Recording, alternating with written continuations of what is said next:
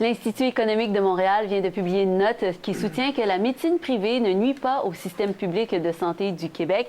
Pour en parler, Jasmin Guénette, vice-président de l'IEDM, est avec nous. Monsieur Guénette, bonjour. Bonjour.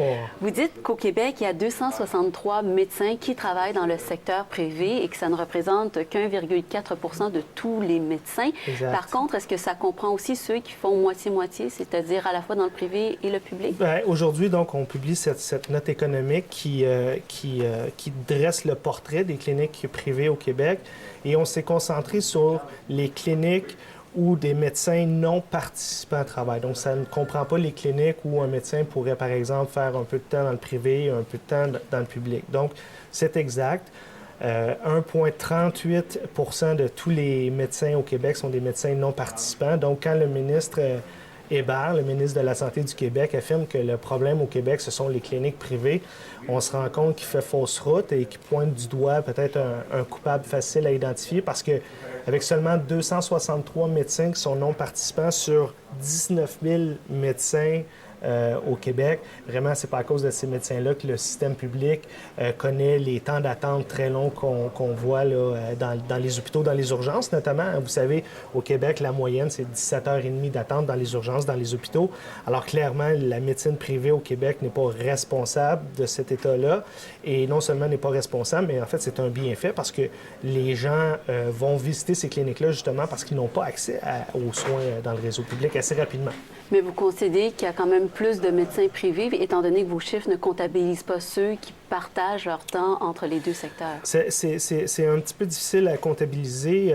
Notre travail se fait d'abord en deux temps, c'est-à-dire qu'il y a les données officielles sur la participation des médecins au régime public ou non.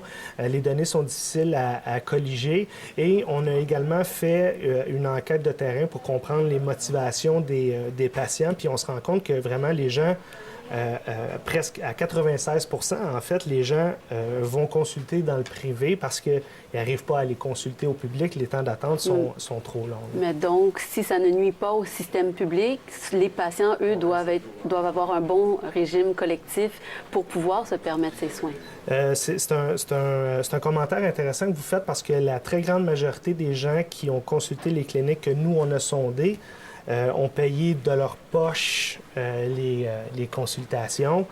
Et contrairement à ce qu'on peut croire, là, c'est pas les riches et les célèbres de notre société qui vont fréquenter ces cliniques-là. C'est monsieur et madame tout le monde, même que les gens qui ont rempli notre questionnaire, à 55 %, ce sont des familles à revenus ayant déclaré un revenu familial de 75 000 ou moins. Donc, alors que la moitié des familles au Québec gagnent 70 000 Donc, c'est vraiment représentatif de Mais dans ces chiffres de la médecine privée, ça inclut les chirurgies plastiques et forcément, ça, ce n'est pas couvert par le régime public.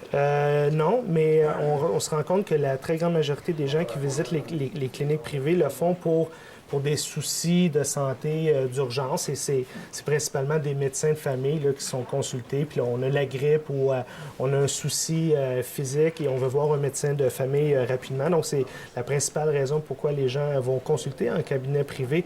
Et en parallèle avec ce document-là qu'on publie ce matin, les gens peuvent aller sur notre site Internet pour voir un court documentaire que nous, on a fait sur le sujet, sur le rôle positif des cliniques privées. Jasmin Guénette, je dois vous arrêter parce qu'à la pause. Merci beaucoup. Ça va, je vous remercie. Merci.